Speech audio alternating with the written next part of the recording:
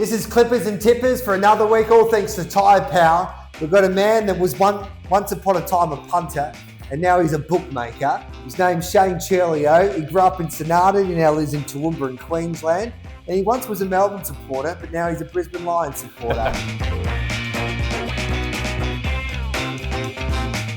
Hello to you too. Yeah, what are you? I was laughing at the Melbourne. You know, you've got a big mouth on social media usually, and you come here when you've got a microphone in front of you and you're a bit tongue-tied. Well, I'm still trying to get over that wooden basset.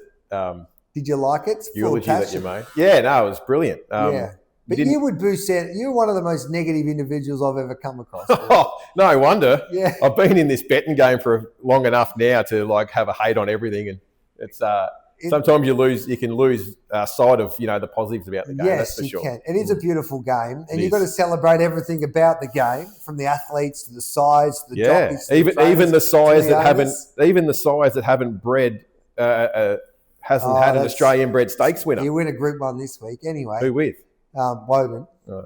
Anyway, what about, is it harder to be a punter or is it harder to be a bookmaker? Well, I've gone for the path of least resistance. I found it difficult to continue winning on the punt at the rate I needed to. Without sort of making it too complicated. It's hard. I found it harder to win. Yes.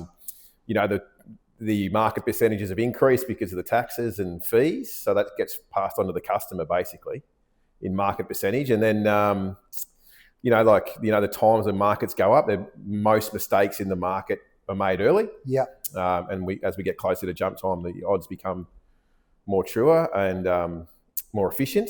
So I found that difficult. So I wasn't able to win at the same rate. Try to increase turnover. Yeah. To get to maintain the dollar amount, and that got harder. So everything's tightened up, and that was sort of like when I thought I'd better look on the other side of the fence to make an earn. But there's nothing better than backing your winner. So where did your love for the punt come from? Oh, look, I think growing up in Sonata, we had a real strong harness racing community up there. We had the trot and track around the footy oval. Yeah. Trials every Sunday. Yeah. Brett Archibald and Gary Hucker used to get up there every Sunday, and I sort of used to follow around trying to get a tip off them. Yeah. And that's how I started, basically, And so you got into the gallops and you're a successful pro punter. So what was the secret of your success early doors when you realised that you could do this full time? Yeah, distinctly the different thing for me was moving to Toowoomba, and I didn't know anyone, so I thought I'd try and get a share in a horse and meet people. And then I sort of worked out they have barrier trials or unofficial trials, jump outs up there. And there's 600 horses in work at Toowoomba. And there'd be 60 horses trialled every Tuesday. No one would know because they're unofficial. They don't have names. Just, you have to get up there and look at the brand on the horse and then get back on stud book and try and reference it to find it. And I was like, well, there's a bit of an edge here. Yeah. And I was working full time and punting, and then sort of somehow convinced my wife, Lisa, to let me do it full time. And she did. There was always, the harder you worked at it, the luckier you got. I know that's a bit of a cliche, but when you've got 60 odd horses trialling every Tuesday and you're trying to work out who they are, they weren't televised. And then the bloody Turf Club decided to put them on YouTube. Stuff you right up. Stuffed us right up. So that was every pro punting's like that. You find an edge, it lasts a while, then it erodes. Yeah. What about your greatest punting story then? Nothing I can say on camera, Why not? Gareth. That's what they all say. No. 50,000 each way. Yeah.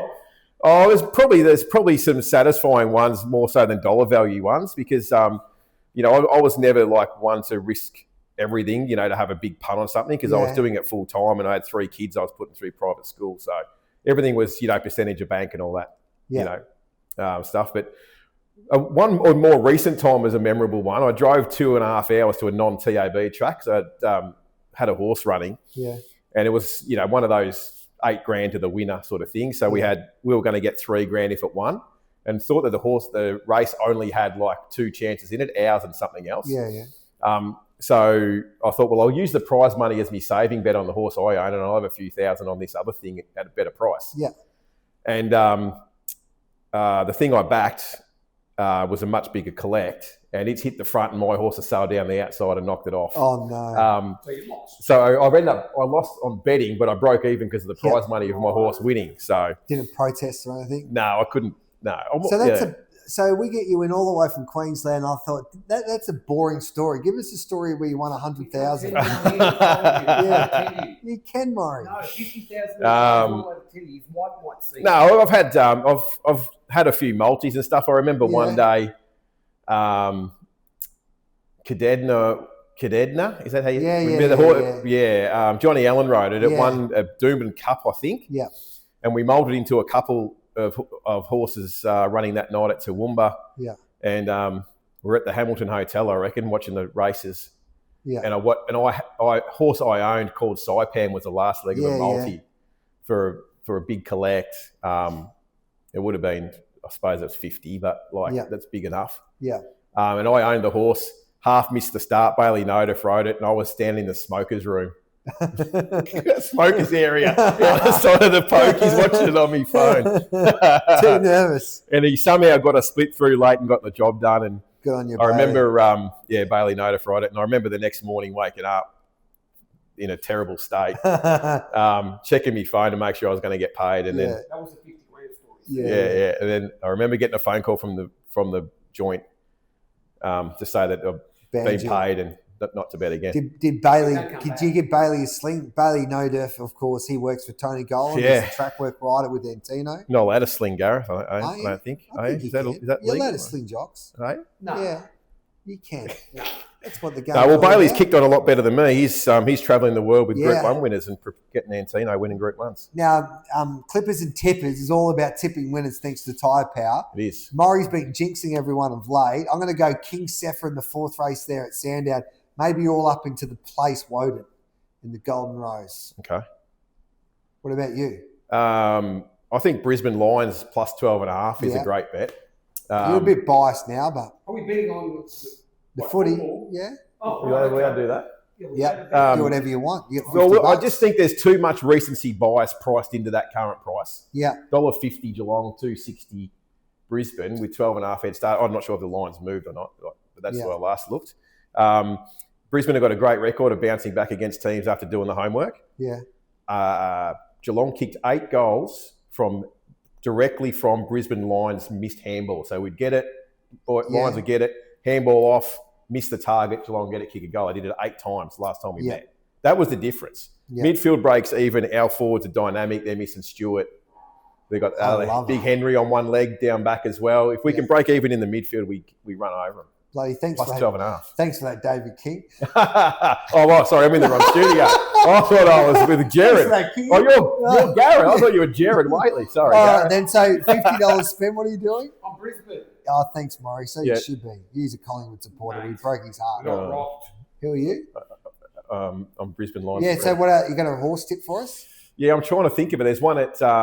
Well, I actually don't know really because I haven't had a chance to look. All right, I've only had a look at Gatton today, but this won't go to air before then. So it's hard to focus on the. I'm not really looking at the Brisbane races Saturday when we've got the grand final on. When we've got an appointment at the London Tavern at 8:30 a.m. Saturday morning.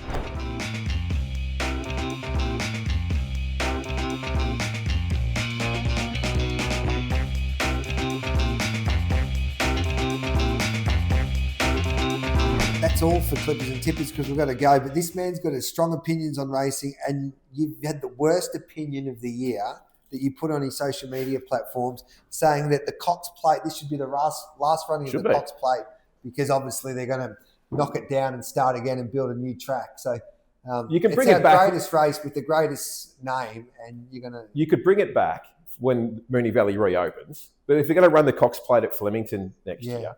Got an opportunity to do one of the greatest, funniest things ever. Well, you're going to probably say we have it at Pakenham as well. No, call it the Volandis for 1 week in between. Anyway, better not put that Stir it up. One of the worst ever ideas ever. Thanks for that, Shane.